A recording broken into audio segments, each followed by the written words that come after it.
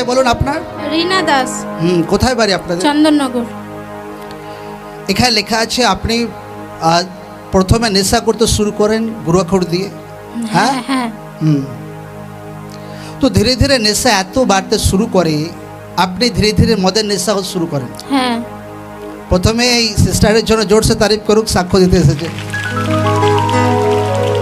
এখানে লেখা আছে এতটাই মদের নেশা আপনি করতেন যে শ্বশুর ভাসুর স্বামীর সাথে পরিবারে হার লোকদের সঙ্গে মতলব বসে আপনি নেশা করতেন একসঙ্গে। হ্যাঁ। মতলব পরিবারও সেরকমই ছিল।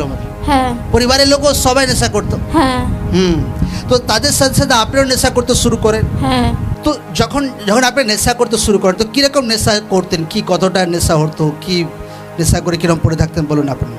নেশা করতাম, করে কাজ করতো, ঘরের কাজকর্ম সবই করতাম। ছেলে মেয়ে দেখাশোনা সবই করতাম। এদিকে নেশাও চলতো, এদিকে নেশাও চলছে, এদিকে কাজও চলছে। আর হাজব্যান্ড তো কোনো গালিগালাজই করতো না, কারণ বন্ধু বন্ধু মিলে গেছে একদম। সেও পার্টনার পেয়ে গেছে নেশা করার, আর তোকে কে কাকে গালিগালাজ দেবে। তো এইভাবে যখন আপনার নিজের বিবেকে কিছু লাগতো না যে আমি একটা লেডি হয়ে নেশা করছি, কি আমাকে এটা ঠিক উচিত কি উচিত নয়? কি তখন আমার সেই মুহূর্তে আর কিছু মনে হতো না, মতলব কোনো বিবেক কোনো মাইন্ড কিছুই কাজ করতো না? না। আপনি মতলব কত কত নেশা করতেন আপনি? করতাম যা করতাম, মানে এক গ্লাস, দু গ্লাস, আধ বোতল, কখনো কখনো এক বোতলও হয়ে যেত। আরে বাপরে। ফির এইভাবে যখন নেশা আপনার লাইফে চলতে থাকে, এখানে লেখা আছে যখন কোনো টাইমে কোনো কিছু অকেশন হতো, কিছু বিষয় হতো, তো আপনি নেশা করতে লোকরা আপনাকে হাসাহাসি করতো। হ্যাঁ করতো। আপনি নেশা ছাড়ার চেষ্টা করতেন কিন্তু আপনি করতে পারতেন না, কোনোভাবেই করতে পারতেন না। ফির যখন প্রার্থনার কথা শুনতে পারেন, প্রার্থনা আসতে শুরু করেন, লাগাতার যখন প্রার্থনা অ্যাটেন্ড করছিলেন, বাক্য শুনছিলেন, 21/4/24 তারিখে যখন আপনার উপর লেহ্যান্ড হয়, লেহ্যান্ড ক্লিপ আছে, লাগাও লেহ্যান্ড ক্লিপ।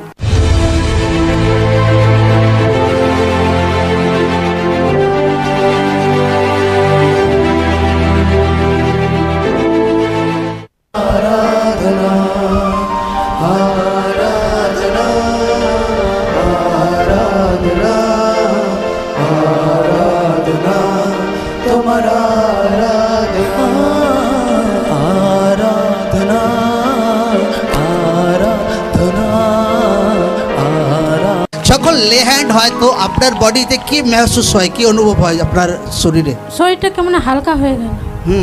হালকা হয়ে যায়। তারপর কি চেঞ্জিং আসে আপনার জীবনে? তারপরে আস্তে আস্তে আর ওইসব দিকে আর মন যায় না, মাইন্ড চেঞ্জ হতে শুরু হয়ে যায়। হ্যাঁ। তারপরে নেশার আত্মা আপনার বডি ছেড়ে চলে যায়। হ্যাঁ।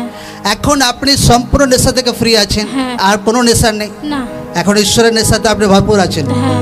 ও ঈশ্বরের নামে জোর সে তারিফ করি সকলে, হালেলুয়া। লোকরা চিন্তা করো যে কিভাবে একটা লেডিকে নেশার আত্মা অ্যাটাক করে। আপনাদের বাচ্চা কাচ্চা কিছু আছে? ছেলে মেয়ে আছে। পড়াশোনা কি হতো তাদের? কি পড়াশোনা ওদের ঠিক মতন হতো না। তো এইভাবে যখন নেশার আত্মা অ্যাটাক করে, ফাইন্যান্সে অ্যাটাক হয়, বাচ্চাদের উপর অ্যাটাক আসে, সেটা হার্ট দিশাতে প্রবলেম শুরু হয়। এই জন্য যীশু খ্রিস্ট বলছে যে বিশ্বাস করে সে উদ্ধারকে দেখতে পাবে। Amen, amen. এই জন্য যীশু খ্রিস্ট দুনিয়াতে এসেছিলেন যেন আমাদের লাইফ চেঞ্জ হয়, জীবন চেঞ্জ হয়। এখন আপনি পুরো ফ্রি আছেন? হ্যাঁ, পুরো ফ্রি, পুরো খুশি আছেন একদম? হ্যাঁ, আমি খুব খুশি। ও ঈশ্বর নামে জোর সে তারিফ করি। আপনার হাজবেন্ড এখন কি বলে, কি করে? আমার হাজবেন্ড ছেড়েছে এখন? না, ও ছাড়েনি। আরে ভাই, একটা পার্টনার তো কম হয়ে গেছে। কিছু বলে আপনাকে এখন? না, ও এখন আর কিছু বলে না, বলে তুমি ছেড়ে দিয়েছো, ভালো হয়েছে। আচ্ছা, আর আমারটা কবে যাবে? যাবে যাবে, ডোন্ট ওয়ারি, টাইম হয়ে এসেছে ওনারও। ঈশ্বর নামে জোর সে তারিফ করি সকলে।